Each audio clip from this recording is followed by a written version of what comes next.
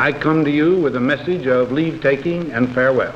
This speech did not get very much attention. When a new president is coming to power, as John Kennedy was, the spotlight was not on Dwight Eisenhower. We have been compelled to create a permanent armaments industry of vast proportions.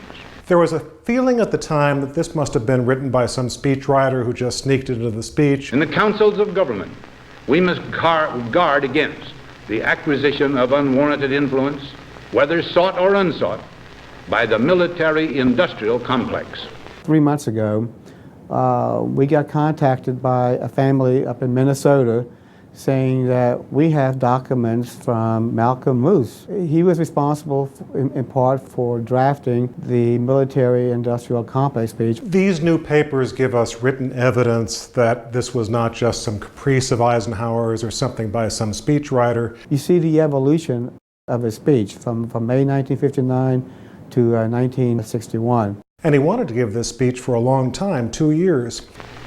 Our military organization today bears little relation to that known of any of my predecessors in peacetime, or indeed by the fighting men of World War II or Korea. There was one person in Dwight Eisenhower's life whom he really confided almost everything to, and that was his brother Milton. There's one particular document where the speechwriters had already drafted their version of the speech, only to see Milton come along and totally revamp what had already been written. When Milton Eisenhower was taking notes and writing things on the drafts of these speeches, the speechwriters knew that it wasn't Milton talking, it was Ike. The potential for the disastrous rise of misplaced power exists and will persist.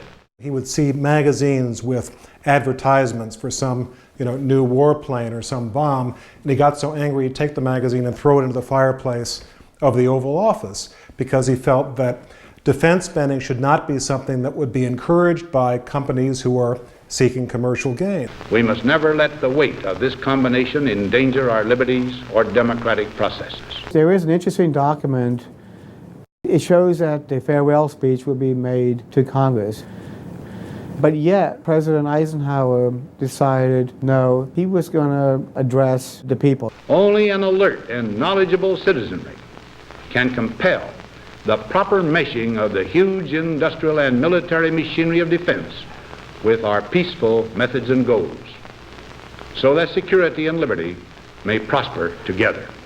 One test of how well a president speaks is how long the speech lives. Here we are 50 years later, we're still talking about this speech. Now, on Friday noon, I am to become a private citizen.